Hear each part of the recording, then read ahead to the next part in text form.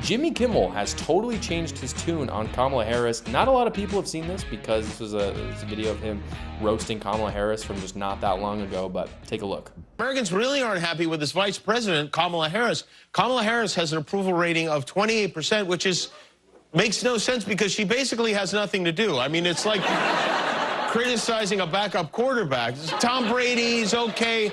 I don't love the way Blaine Gabbert has his legs folded on the bench. I have to be honest. Kamala's approval rating of 28% is even lower than the 30% who approved of Dick Cheney in 2008 after he shot a guy in the face. Kamala Harris's approval rating is now at 28%, which is an historic low for any modern vice president. She may not be pulling well with her babes, but at least she didn't shoot an old man in the face. Excellent point. So clearly Kimmel doesn't believe this anymore because he's completely covering for Kamala, just like the other late night hosts. He stepped in line. I'm actually going to play a really interesting clip from recently when he actually has Kamala back on his show. And you would hear him kind of simping for her, but he actually isn't able to because some pro-Palestinian protesters come out and they completely interrupt the show. It's really interesting. I'll play that in just a second. But first, I want to speak to this clip. We know that Hollywood has suddenly fallen in line. And so my question for Jimmy Kimmel is, what has changed?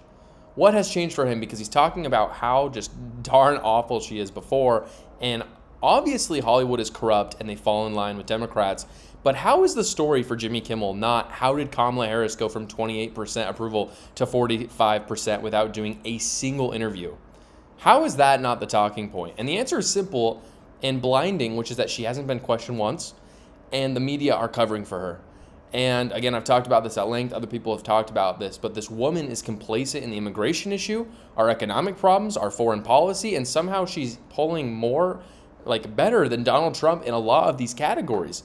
And so again, if she would make the change, if you're being polled and someone asks you who's going to do a better job on this, Donald Trump or Kamala Harris, the answer should not be Kamala Harris, because why isn't she doing the job right now? She is in charge, especially she is the border czar. She's in charge, and you're saying you trust her more with it, but at the same time, if you poll those same Americans, they'll say our country is going in the wrong place. It makes no sense. We, of course, can always expect a corrupt media and tech sector, but you would hope that somewhere out there, someone would be talking about the fact that Kamala Harris is the incumbent right now, and yet she's not doing anything to fix the problems that people say that she can fix.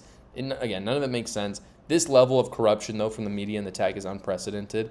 We have seen some of the craziest political coups in the Democrat Party probably ever. I mean, what happened with Joe Biden and Kamala Harris is completely unprecedented, and she's not asked one question about it.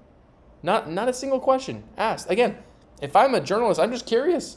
Hey, Kamala Harris, what happened with that? They're not asking her a single question. She's in many ways not letting them. And at the same time as that happening, again, I brought up the tech sector. If you haven't heard about this, I might do a video about this in the future. But at the same time as the media corruption, Facebook and Google are censoring Republican advertising and Trump campaign rallies, So it's not just the media, but it is tech that is actively censoring. And late night hosts decide to, they go from the 28, they talk about how bad her ratings is, and then they go great, and they just talk about that and they celebrate it, rather than talking about why that might be. And again, it's not surprising that they're doing this, but it is shocking. And frankly, I am shocked because the media, I think, every single year just demonstrates that they're willing to go to even greater lengths for corruption. Thank you so much for watching, everybody. Please go down below, comment, like, and subscribe, and watch another video.